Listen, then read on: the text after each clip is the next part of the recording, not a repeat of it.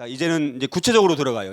여태까지는 주로 이론이고 어떤 철학과 어떤 이런 것이었다면 그러면 앞으로 벽돌을 쌓아야 돼요. 벽돌을 쌓아가는 과정. 그게 이제 방법론과 커리큘럼이라는 거예요. 사실 이게 이제 저도 이걸 많이 이제 연구를 많이 했는데 우리 시간이 참 많이 없어서 한번 최대한 설명을 드리면 우리가 빨리 설명을 할게요. 교육 과정이라는 게 커리큘럼인데 원래 이게 쿠레레라는 라틴어로부터 나왔어요. 쿠레레. 이게 무슨 뜻이냐면 달려야 할 길이라는 뜻이에요. 이 쿠레레가. 그로부터 커리큘럼이란 말이 나왔어. 그래서 이게 커리큘럼이 뭐냐? 우리가 생각하는 커리큘럼의 목적과 달라요. 모종의 목적을 달성하기 위해 여러 가지 어려움을 극복하고 공부해 나가야 할 일련의 내용들 여기까지 우리가 다 공감하는데 뒷부분이에요. 하나님의 영광을 위해서 이웃을 사랑하기 위해 재능을 최대한 발휘할 수 있도록 준비하는 과정으로서 공부해야 할 내용들 이게 커리큘럼이라는 거예요. 그러니까 우리가 이 커리큘럼에 대한 인식 자체가 잘못돼 있어요. 그러니까 이거는 애들한테만 필요한 것이 아니라 모든 그리스도인들에게 커리큘럼 필요한 거예요. 사실은. 그래서 교회 학교, 그래서 왜 교회 학교가 왜 나온 거예요? 교회 학교가 원래 그래서 있는 거예요. 그래서 우리 아이들이 근데 제가 옛날 홈스쿨 사용할 때 보니까 자기 아이를 자기가 몰라요. 부모가, 엄마가. 그러니까 학교에 보낸 엄마들 보니까 그리고 홈스쿨링 하고 보니까 자기 아이가 이런 애인지 몰랐대. 전혀 다른 아이인 거예요.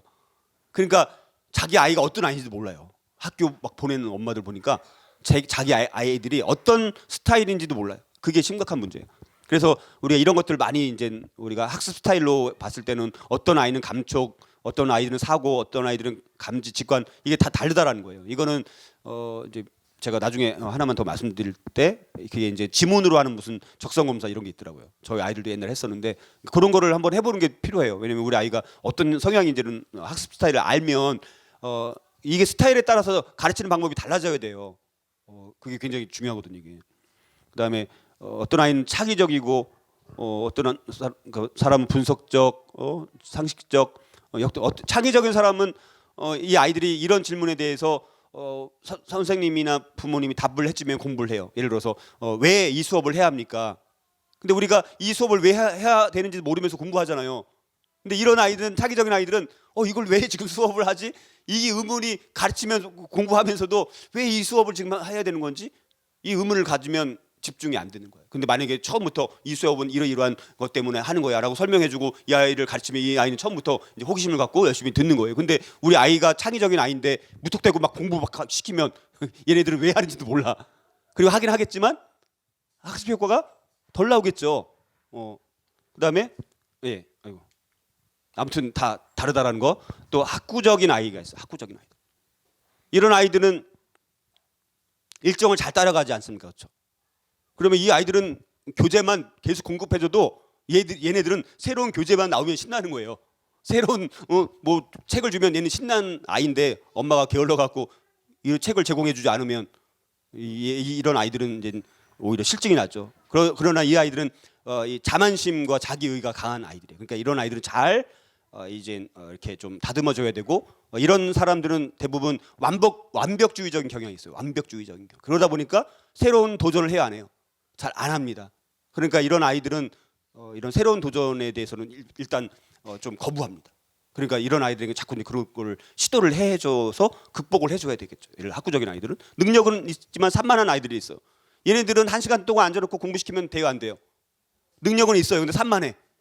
그러니까 이런 아이들은 공부 단위를 스케줄 짤 때 짧게 잡아서 집중하고 이렇게 이제 해 나가야 돼요.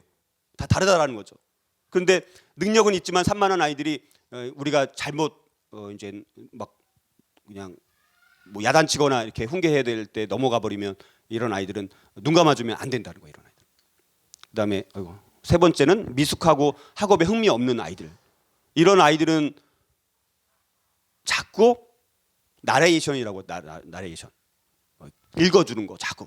그러니까 샬롬 메이슨 방법론이라는 게 있어요. 들어보셨나요? 샬롬 메이슨. 그러니까 이런 아이들은 자꾸 부모가 책을 읽어주면 그리고 자꾸 질문을 던져주고 대답하게 만들고 이러면 잘 또 따라올 수 있는 아이들이고 재능을 가진 학생들 잘 격려를 해서 많은 기회를 또 더 주면 더 잘할 수 있는 아이들이니까 우리 아이가 이 네 가지 중에서 어떤 아이냐 스타일이냐에 따라서 달라져야 된다라는 거예요. 그리고 뭐 예를 들어서 어떤 사람은 이 개별화라는 게 이 개별화가 굉장히 중요합니다. 왜냐면 사람들은 다 다르지 않습니까? 그렇죠? 우리 아이들도 둘만 있어도 너무 달라요. 저희 막 둘밖에 안 되는데도 이름이 막 헷갈려. 어떨 때는 딸한테 시온이라고 하기도 하고 이제 아들한테 딸 이름 둘밖에 안 되는데 4명 되는 집도 있는데 뭐 이름이 참 헷갈리고 자기 자녀 이름 부를 때도 헷갈릴 것 같은데 우리 아이들이 둘인데도 너무너무 달라요. 근데 저희 아들은요 등치는 크지만 누나한테 꼼짝 못해요. 누나가 군기를 바싹 갖고 있어갖고 꼼짝 못해요. 근데 개별화 이게 굉장히 중요한데요. 학습 속도가 느린 경우 자꾸 반복 학습을 해줘야 돼요. 큰 소리로 읽어줘야 돼요. 정보를 수집하는 능력이 이런 아이들은 없습니다. 그러니까 정보를 수집하는 걸 어떻게 해야 되는지를 몰라요. 그러니까 가르쳐줘야 돼요. 잘. 그리고 중요한 건 여러분들 학습 속도가 느리면 엄마의 마음이 불안해요, 안 불안해요? 불안합니다. 불안한 마음이 애한테 전달이 될까 안 될까요? 전달이 됩니다. 그럼 아까 말씀드렸던 것처럼 엄마가 자기를 보고 불안해하는 걸 엄마가 애들이 알아요, 몰라요? 알아요. 내가 뭔가 잘못됐네? 아까 말씀드린 것처럼 잘못된 걸 인식하니까 엄마가 인상 쓰지 않도록 자기가 뭔가 만들어서라도 잘해야 되겠다는 생각을 가져서 이상한 행동을 하게 되는 거예요. 그게 막 쌓이면 그거는 뭐야? 부모가 살아계신 하나님에 대한 능력에 대한 믿음이 있으면 불안한 마음이 있어도 아이들에게 평강의 마음으로 이렇게 편안하게 안정감을 줄 텐데 살아계신 하나님 왜 이 아이를 이렇게 학습 속도가 느리게 왜 이렇게 태어나게 했어요? 하나님 원망하고 하나님에 대한 믿음이 없어요. 이 아이에 대한 하나님의 특별한 섭리와 계획하심이 있다는 걸 인정하지 못하면 그것이 아이들에게 고스란히 전달된다라는 거예요. 그래서 하나님에 대한 신뢰가 필요하고 이 아이를 향한 하나님에 대한 신뢰, 하나님의 완벽한 계획이 있다는 것을 믿고 중요한 성품을 오히려 더 강조해서 잘 가르치고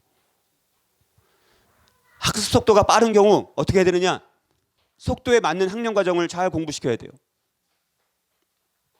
읽을 자료들을 충분히 더 많이 제공해 줘야 돼요. 충분히 감당할 수 있으니까.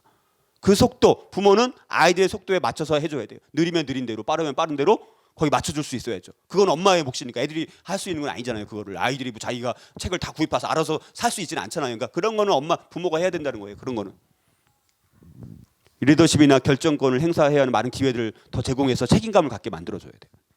성품 훈련 없이 모든 것을 하게 되면 항상 인간은 악한 쪽으로 끌리게 되어 있어요. 이런 아이들은 잘못 성품 훈련 없이 공부만 시키다 보면 똑똑하고 공부는 잘하지만 리더십이 오히려 없고 이기적인 아이로 키우게 돼요. 별로 세상에 영향을 못 끼치게 됩니다. 그러니까 성품이 굉장히 중요해요.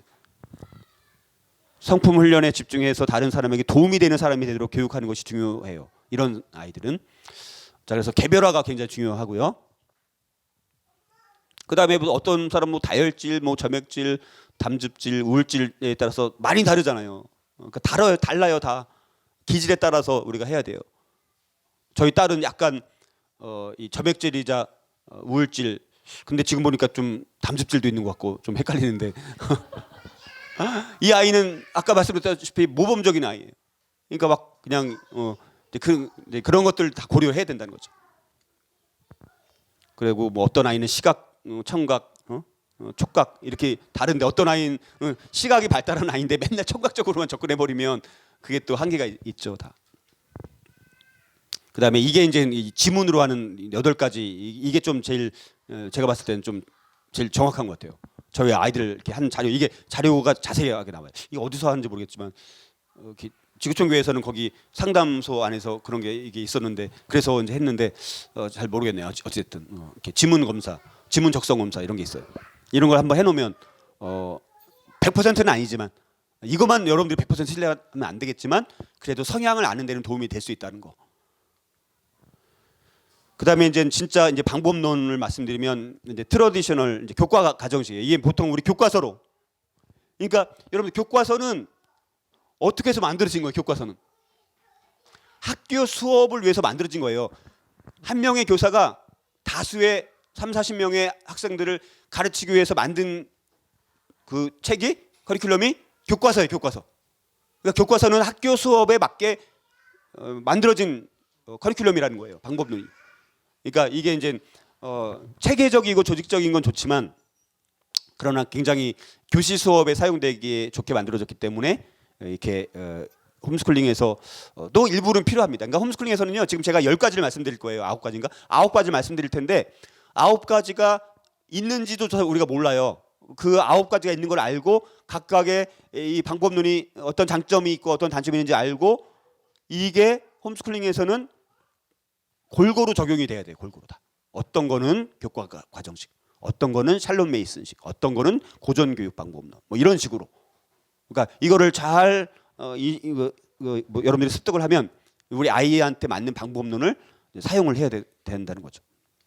그다음에 샬롯 메이슨 방법론, 이게 이제 이렇게 영국에 있는 여성 교육가가 오랫동안 이렇게 아이들을 가르치면서 책을 6권짜리 이렇게 전집을 썼어요. 이거는 요즘 거기 살 수 없는 것 같더라고요. 이게 다시 파네요. 판다고 하시네요.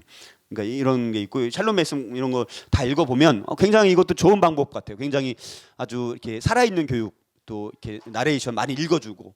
그러니까 여러분들이 아이를 엄마 아빠가 하루에 30분씩만이라도 좋은 책을 선정해서 매일 읽어주면요, 그게 아이들한테 정서에도 매우 좋고 학습 능력에도 매우 도움이 되고 엄마 아빠와 유대 관계가 되고요, 일석삼조 이상이 되는 게 나레이션, 부모가 아이들에게 책을 읽어주는 거. 혹시 자녀들 책 읽어주시나요? 네, 굉장히 좋은 방법이에요. 책을 이렇게 읽어주는 거. 이게 여러모로 굉장히 이러면 학습 능력도 뛰어나지더라고요, 보니까. 그다음에 고전교육. 제가 고전교육을 참 많이 연구를 좀 했었는데 이런 책들이 지금 있어요. 이런 고전교육에 관련된 책들. 이게 이제 단테하고 여러분 들어보셨죠? 단테. 신곡의 저자 단테. 단테, 이게 단테 집, 제가 유럽에 여행 갔다가 이렇게 앞에서 찍은 건데 단테의 집이에요. 단테라는 사람은 문학의 천재예요. 문학의 천재. 뭐 음악의 천재는 누구죠? 음악의 천재? 네? 모차르트? 예, 뭐 음악의 천재가 모차르트라고 하고, 또 미술의 천재는 뭐 레오나르도 다빈치라고 한다면 문학의 천재는 저는 단테라고 생각을 해요. 그러니까 단테가 매우 뛰어난 사람. 이 사람은 그 당시는 다 고전 교육을 받은 사람이에요. 그러니까 20살만 돼도 아까 말씀드렸던 것처럼 아주 그냥 그 학문적인 그 철학적인 그게 대단한 거예요, 사실은. 이 사람이 근데 어쨌든 신곡을 썼는데요. 신곡에 보면 거기 보면 이렇게 세 번째가, 첫 번째는 지옥편, 두 번째 연옥편, 세 번째가 천국편인데 천국을 묘사할 때 하늘이 10개의 하늘이 있어요. 10개 하늘. 그래서 10개 하늘이 있는데 이걸 보니까 이젠 그 당시에 그 10개 그 하늘마다 다 연결되는 학문이 있어요. 그게 이제 이게 이제 문법, 논리, 수사. 이게 뭐냐면 이게 트리비움이에요. 트리비움. 세계의 가장 기본적인 학문이라는 거예요. 그래서 문법 단계 때는 예를 들어서 읽기, 뭐 쓰기, 뭐 세마기, 이런 기초적인 것들을 아이들이 탄탄하게 잘 훈련시키는 거예요. 그다음에 논리 단계 때는 뭘 해요? 논리 단계 때는 그동안 배웠던 것들을 잘 논리적으로 이렇게 배양해 나가는 훈련. 그리고 수사 단계 때는 그 알고 있는 지식들을 사람들한테 웅변하고 설득해가지고 변론하는 거. 그러니까 수사 단계까지 배운 사람들은 굉장히 교수가 바로 되는 거예요. 그 대신 그 다음에 또 트리비움 말고 쿼드리비움이 또 있죠. 네 가지. 산술, 음악, 이제 기하학, 천문. 그러니까 이런 것들이 이게 기초가 쌓인 사람들이 이런 것들을 이제 배워가는 거예요. 이게 이제 거의 말하면 지금 말하는 뭐 대학 과정 같은 뭐 그런 것도 일종의. 그리고 뭐 여러 가지 뭐 이런 게 있는데요. 그러니까 어찌됐든 그 당시에 뛰어난 이런 사람들이 대부분 고전 교육의 영향을 받아서 이렇게 좀 배웠다는 거예요. 근데 우리나라는 요거에 또 맞지 않는 부분이 물론 있지만 어찌됐든 고전 교육이라는 것이 오늘날에도 저는 굉장히 많이 필요한 것 같아요.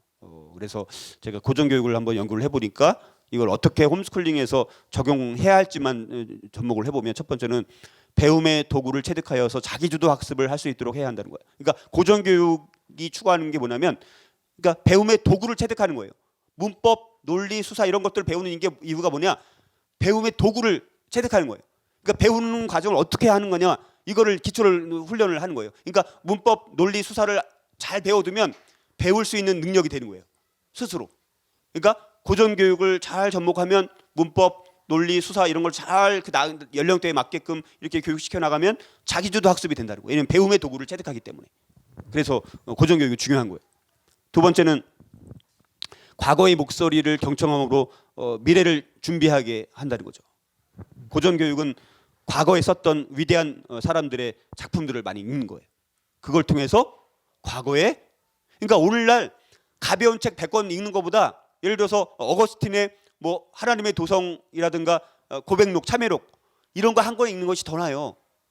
차원이 달라요, 책이. 우리가 말하는 이 고전은요, 그냥 고전이 된 게 아니에요. 근데 요즘에는 뭐 아무거나 다 고전이라고 하는데 고전이 뭔지를 분별해야 되는데 고전 한 권 읽는 것이, 근데 고전을 읽는 게 쉬운 건 아니에요.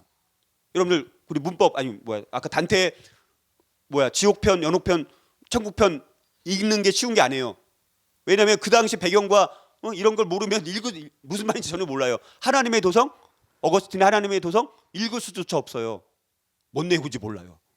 근데 그거를 훈련이 된 사람들은 그런 걸 읽으면요 차원이 다른 거죠. 깊이가 달라요. 그러니까 깊이가 비교가 안 돼요. 고전. 그러니까 여러분들 고전이 그래서 굉장히 중요해요. 세 번째는 덕과 사랑과 지혜 같은 성품이 고전적 교육의 핵심 목표가 되어야 한다는 거예요. 덕이라든가 사랑과 지혜는요 별로 사람들이 관심이 없는 거예요. 그런데 이게 굉장히 중요합니다. 그러나 고전 이런 것들 읽으면 덕과 사랑과 지혜 이런 것들이 잘 많이 나오죠. 예, 간단하게만 그냥 넘어갑니다. 비현대적인 덕목인 믿음과 소망과 사랑으로 우리가 고전을 읽어야 된다는 거. 다섯 번째, 사막과 즉 트리비움을 우리 협력 학습 모임, 이게 이제 뭐냐면 우리 제가 이제 공동체를 제가 이제 지구촌교회에서 홈스쿨 아카데미를 사용을 하다 보니까 그거를 우리 모임에 이걸 적용을 해야 된다는 걸 제가 사실 강조하기 위해서 했던 거고요. CC는 제가 만든 크로스 커리큘럼 말하는 거예요. 그냥 이거는 제 입장에서 그냥 적용 차원에서 말씀드린 거고. 여섯 번째는 세속주의에 대한 기독교적 대응을 할 수 있도록 준비시켜야 돼. 이런 고전 교육을 잘 시켜가지고 우리 아이들이 이제 세속주의, 이교주의에 대해서 정말 기독교적으로 대응할 수 있는 힘, 이게 변론할 수 있는 힘, 이런 게 고전을 통해서 가능하다는, 고전 교육을 통해서.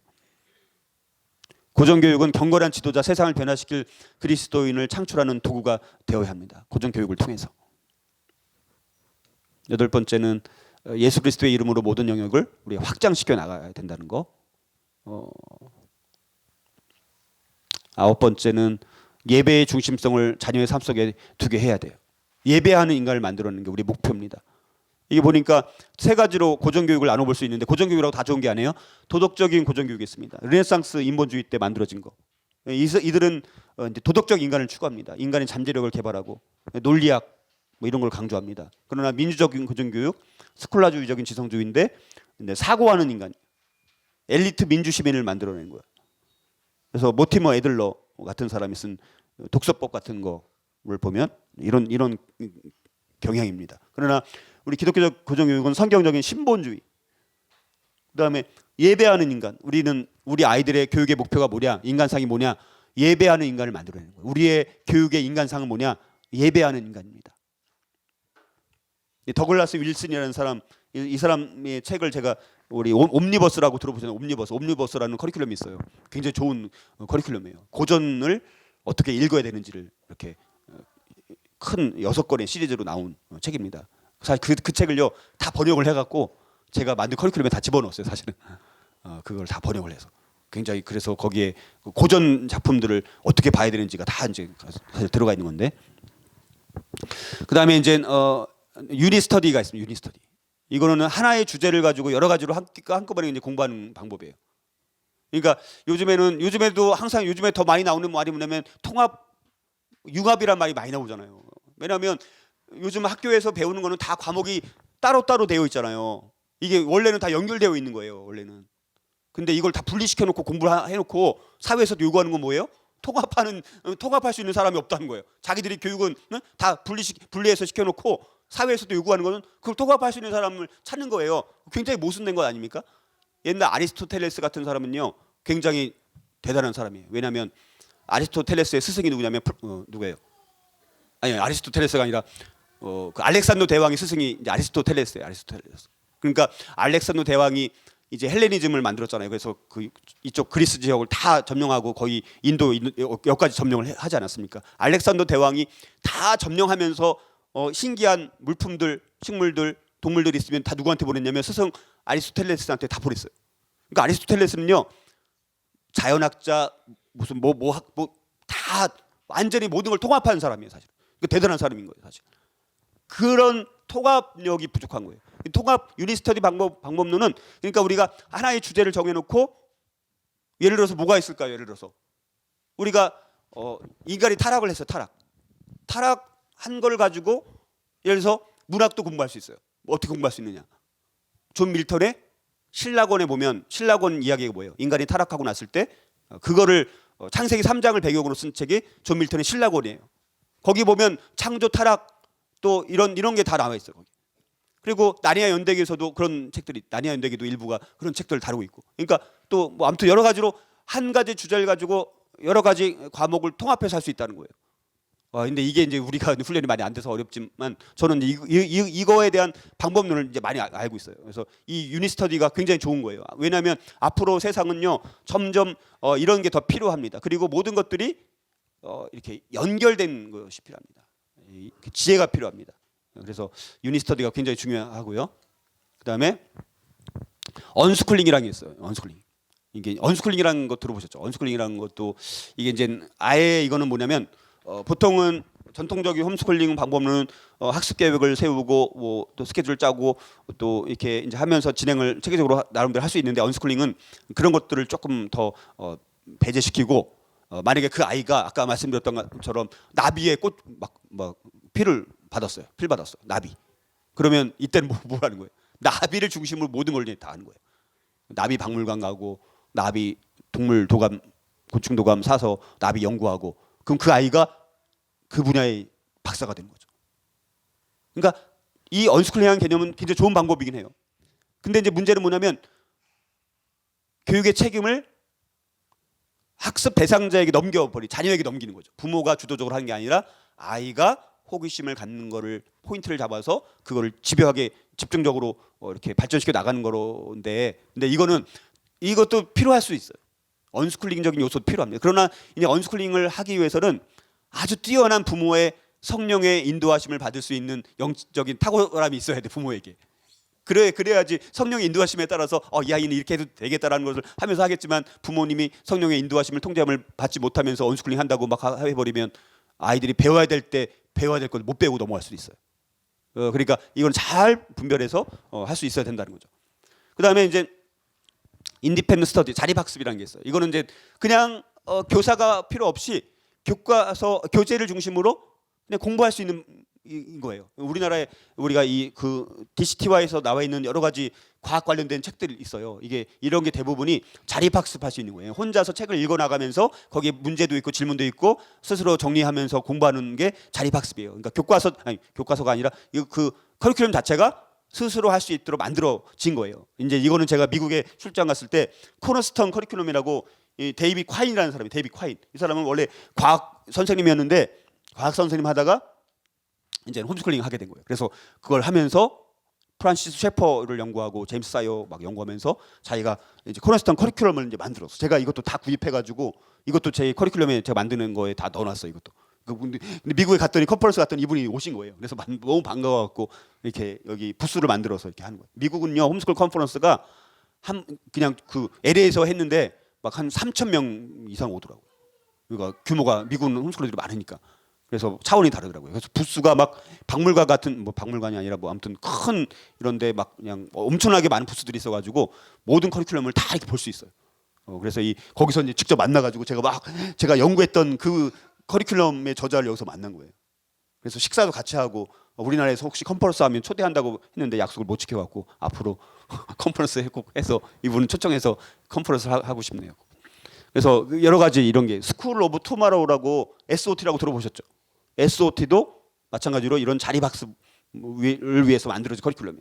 그러니까 이런 게 이제 자립학습이고 그다음에 7번째는 에클렉틱 메서드라고 해서 절충적인 접근. 아까 말씀드렸던 것처럼 어떤 거는 교과 과정식으로 하고, 어떤 거는 샬롬 메이슨으로 하고, 어떤 거는 고정 교육으로 하고, 어떤 건 유닛 스터디로 하고, 이렇게 우리 아이에게 맞는 다양한 이 전략을 가지고 접근 방식을 가지고 우리 아이에게 이런 저런 방법을 잘 이렇게 접목해서 이제 하는 거죠. 사실 이게 우리한테 필요한 거지. 이게 절충적인 접근 방법. 그다음에 8번째는 이제 엄브렐러 프로그램이라고 했어요. 우산 프로그램이라는 건 다시 말해서 어떤 기관에 등록해서 하는 거죠. 미국은 이게 잘 돼 있어. 우리나라는 이런 것까지는 엄브렐러 프로그램은 아니에요. 우리나라는 엄브렐러까지는 아닙니다. 근데 그 대신 단체 기관, 홈스쿨 기관들이 여러 곳 있지 않습니까? 그래서 이제 뭐 협회도 있고 조슈아 글로벌 홈스쿨 아카데미, 뭐 어와나, 뭐 ATI 코리아 몇 군데가 있습니다. 그래서 저도 앞으로 기회가 되면 엄브렐러 비슷한 프로그램 하려고 하는 거지만 어찌 됐든. 자, 그래서 이제 엄브렐러 프로그램. 근데 우리나라에는 사실은 없지만 예를 들어 알파와 오메가 이런 커리큘럼 같은 경우는 이렇게 할 수 있는 게 또 있어요. 이제 미국 커리큘럼을 이제 하는 거죠. 그 대신 영어로 하는 거죠. 다. 그래서 장단점이 있어요. 그다음에 이제 그래서 리빙 스터디 9번째는 리빙 스터디. 이게 저희 옛날 집에 도서관 저희 그 거실을 이렇게 도서관으로 만들었어요. 그래서 막 제가 만든 커리큘럼 연대기에 따라서 책을 거기다 다 꽂아 놓은 거예요. 연대기에 따라서. 그래서 고대, 중세, 근대 이렇게 현대 쭉 해갖고 그 시대마다 책을 꽂아 놓아서 저희 아들이 제가 막 책을 못 찾으면 아들이 막 찾아오고 했어요. 그러니까 이 거실에 이렇게만 해놔도 이게 교육 자체가 되는 거예요. 애가 지나다니면서 그냥 눈으로 하다가 고대 시대 때 보니까 무슨 책이 있었고 현대 시대 책 보니까 무슨 책이 있다. 근데 지나가다가 보는 거예요. 그것만 봐도 효과가 있더라고요. 근데 그걸 말씀드린 게 아닌데 참 리빙 스터디라는 것은 교재 없이 스스로 찾아서 공부하는 거예요. 우리가 예를 들어서 박사 학위를 따기 위해서 박사 논문을 쓰잖아. 논문. 하나의 주제를 쓰기 위해서 수많은 책들을 보고 그걸 정리해 갖고 이제 논문을 쓰는 것 아닙니까? 그러니까 리빙 스터디라는 것은 아이들이 교재 없지만 어떤 주제를 정해 놓고 아이들에게 같이 그거를 스터디해 나가면서 이렇게 만들어 나가는 거예요. 옛날에 아까 말씀드렸던 게리 콕스 목사님 보니까 농장에 불이 났어요. 불이 났어요. 그래서 불이 난 거를 다시 복구시키고 이렇게 만드는 거가 하나의 이제 커리큘럼이 되는 거예요. 그래서 농장을 복구시키는 과정을 위해서 여러 가지 이런 게 필요하겠죠. 그러니까 이게 리빙 스터디, 살아있는 교육을 이제 스스로 하는 방법, 이런 부분들이 있고요. 그래서 결국은 이 결론은 뭐냐? 부모의 지평을 우리가 잘 넓혀야 되고요. 우리는 교사로서 자녀의 학습 필요를 채울 수 있는 새로운 방법을 기도하면서 찾아요. 기도하면서. 근데 참 놀라운 것은 우리가 기도하면서 찾으면요, 정말 좋은 걸 찾게 돼 있어요. 아주 정말 특이하게.